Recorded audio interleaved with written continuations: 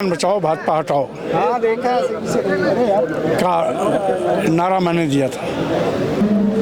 Bharatiya Janata party ने जो पाप किया है उसका फल उसको मिल गया है। जिस संविधान को बदलने की बात कर रहे थे, आज मोदी जी उसी संविधान को एक बार नहीं 10 बार अपने माथे पर लगाते हुए अपनी गलती का प्रायश्चित किया है।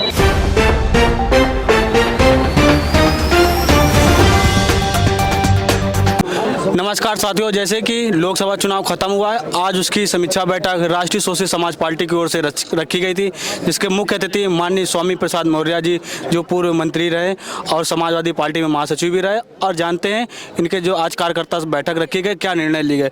नमस्कार सर। नमस्कार। नमस्कार। जो आज ये बैठक रखी गई, कार्यकर्ता सम्मेलन आप लोगों ने बुलाया था, क्या आप लोगों ने उसमें परिणाम निकाले कि जो आपने 10 सीटें जो चुनाव लड़ाया, प्रत्याशी उतरे, कुल कितना मत आया, कहाँ आपकी कमजोरी रही, कहाँ आप मजबूत रहे, आपने क्या क्या आपके कार्यकर्ताओं की ओर से फीडबैक आया है?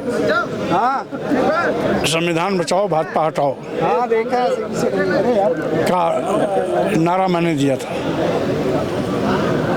शुरू से मेरा संकल्प यही था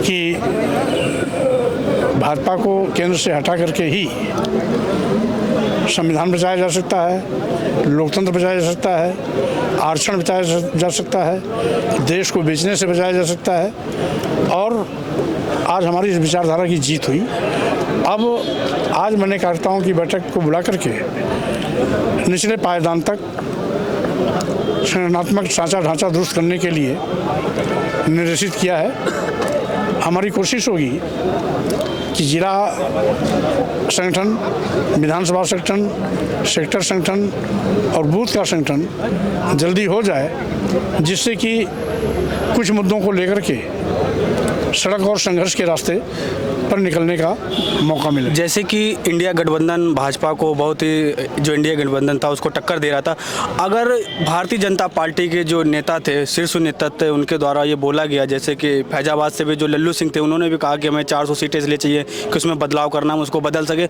अगर ये नेताओं के द्वारा ना बोला जाता, क्या इंडिया गठबंधन भाजपा को या एनडीए को इतना कमज़ोर कर पाता जितना आज वर्तमान में जो एक बैसाखी की सरकार बनी है देश में?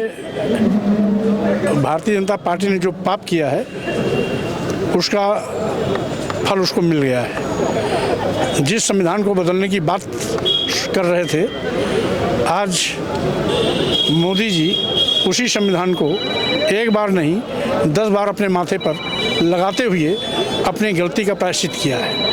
जैसे कि अखिलेश जी का पीडीए था और फिर आप भी एक पीडीएम गठबंधन में थे कि जो उपचुनाव होंगे 9 सीटों पर, आपकी भी पार्टी से या चंद्रशेखर जी की पार्टी से प्रत्याशी उतरेंगे या पल्लवी जी की? मैं पीडीएम और पीडीए नहीं, मैं इंडिया अलायंस के सपोर्ट में शुरू से था और अंत तक था।